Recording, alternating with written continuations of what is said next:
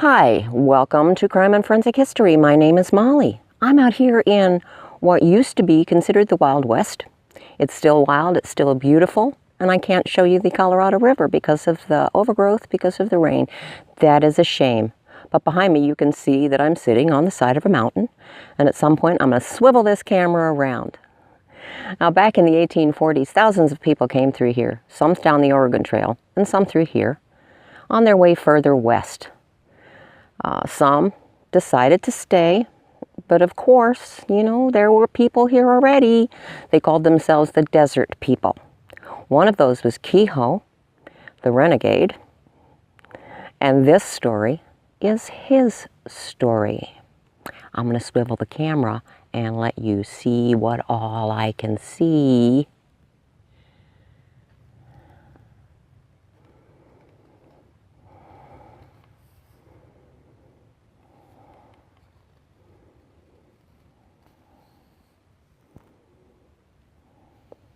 Beautiful. Stick with me.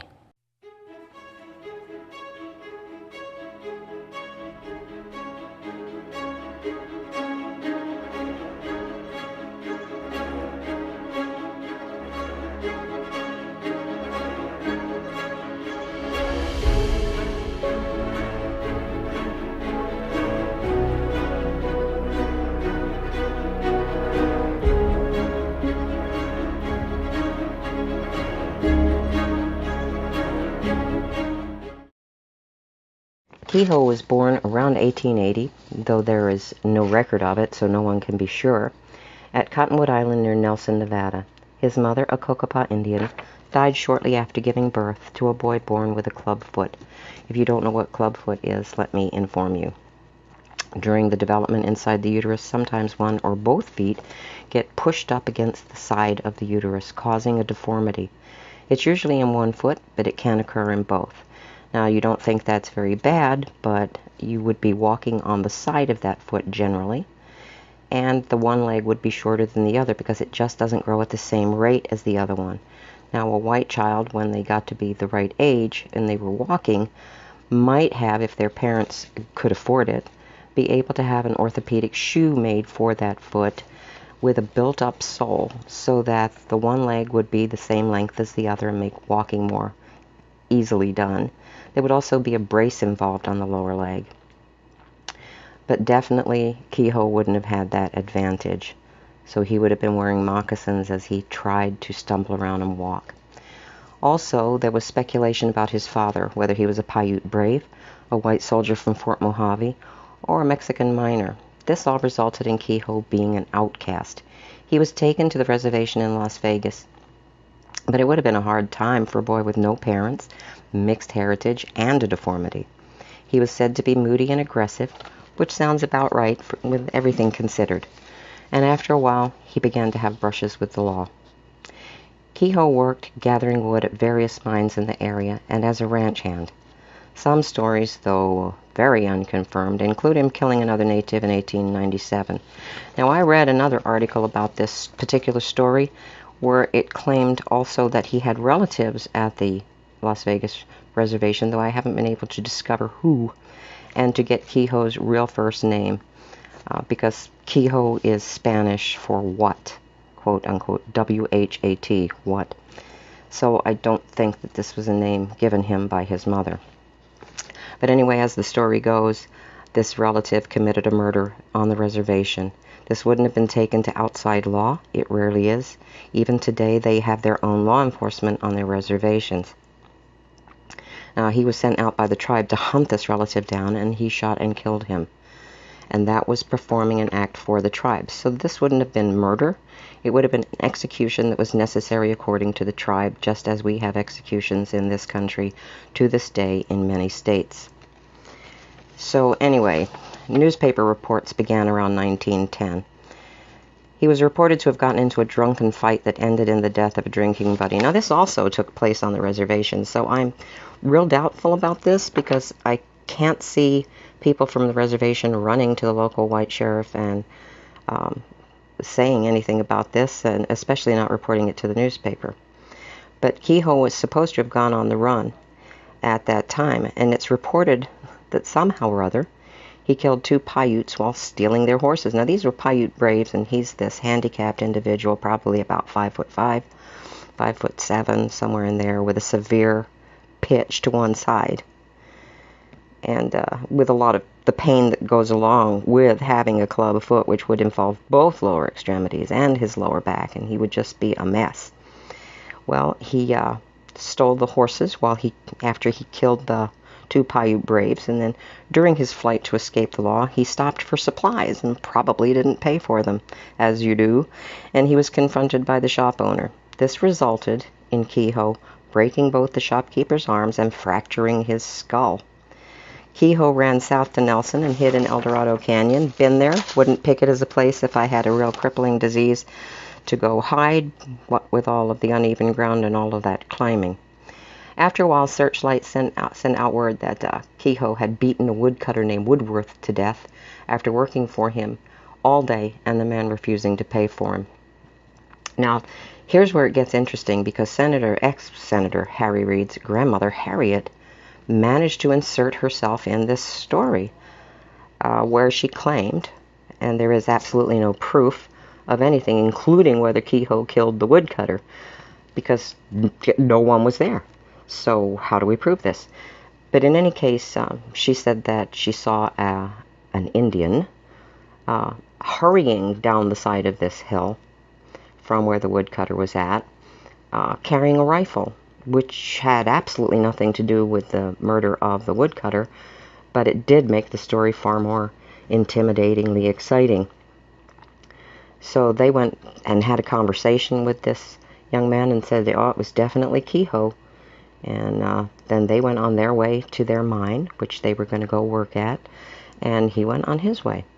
But in any case, the deputy sheriff, a man by the name of Hal, formed a posse and first went to the scene of Woodworth's killing, where they claimed to have found a distinctive moccasin print left by someone with a club foot.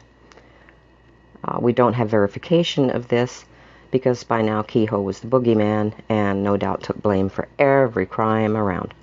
They tracked Queho to El Dorado Canyon and the Gold Bug Mine. They found the body of L.W. Doc Gilbert, shot in the back, and his special deputy badge, number 896, was missing. They continued to track Queho, but lost the trail around the Colorado River. Though they searched over a 200-mile area, they found nothing more than a few trace footprints. If they thought tracking Queho would be easy, they were learning fast not to be so sure of themselves. Nevada State Police Sergeant named Newgard picked up the search, along with a few Indian trackers and some experienced hunters. But they too gave up the search when they ran short of supplies. That was planning. This was in 1911. There were sightings of Queho over the years, and his legend grew. All along the Colorado River, settlers told of missing cattle and unexpected thefts and mysterious murders. Boy, it's tough being the boogeyman. Queho was making fools of law enforcement, too. They once blamed Queho for murdering a 100-year-old blind native known as Canyon Charlie. Charlie's provisions were stolen, which would have been no more than food, and it made everyone believe that Queho would kill for almost anything. Canyon Charlie was known to be a friend of Queho, but law enforcement did not want their theory disturbed. A few months after the death of Canyon Charlie, 2 mine workers were found dead, shot in the back and their provisions stolen. This was also blamed on Queho. A native woman was found dead later and was attributed to the Renegade, and hysteria just continued to grow. Rewards that were as high as $2,000 were offered, and the Searchlight Bulletin reminded its readers that a good Indian is a dead Indian. Things went quiet for a few years, though settlers continued to worry if anyone or anything went missing, even for a short time. In 1919, Queho again was pulled out of the cupboard as whipping boy when William Hancock and Ether Taylor were found dead a little bit away from El Dorado Canyon. Both had been shot in the back, and Taylor's head had been smashed with an axe, because obviously no one else was ever there or ever could have done it. And the fact that their supplies were missing, it was alleged that Queho's footprints were found on the site. 1 week later, Maud Douglas, an El Dorado Canyon miner's wife, woke up in the night to hear all kinds of noise coming from the pantry. Her husband claimed to have heard a shotgun blast and found his wife shot in the chest, surrounded by canned goods. The police arrived at the cabin located near the Chattahoochee mine and definitively decided, it was the work of Queho, and they saw his footprints outside the cabin. A 4-year-old boy Maud was caring for told them that it was the husband that did it, but he was ignored. Didn't fit in the story.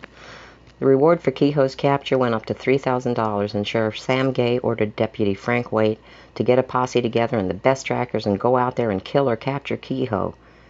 After 2 months of fruitless hunting, they couldn't find Queho. They did, however, find the skeletons of 2 miners who disappeared several years earlier, so Queho got the blame for that too. Every once in a while, someone would think they saw Queho, and Sheriff Waite would take up the search, however half-heartedly, in the area where Boulder Dam would later be built to as far south as Searchlight. But the murders, it seemed, came to an end, and no one really cared anymore about the so-called Renegade. Once, in 1930, a policeman walking down Fremont Street claimed to have seen Queho. He called for reinforcements, but by the time they arrived, Queho had disappeared once more. And just when it seemed to be over, 3 prospectors found the remains of a dead native on February 18, 1940. He was hidden high in a cave on the side of Black Canyon, along with a Winchester .30-30, some bits of clothing and cooking utensils, tools, and the Special Deputy badge number 896. Frank Waite, by now Chief of Police for Las Vegas, rushed to the scene and positively identified the remains as belonging to Queho, and I'd like to know how he did. Based on the items found, no dental records, no, of course, definitive DNA. But there you go, policing done badly. The remains, whether Queho's or not, were fought over, rewards demanded, propped up and paraded around in the Eldorado Days Parade, exhibited and sold, until they were finally, respectfully laid to rest. Whether it is Queho or not, he led a hard and challenging life.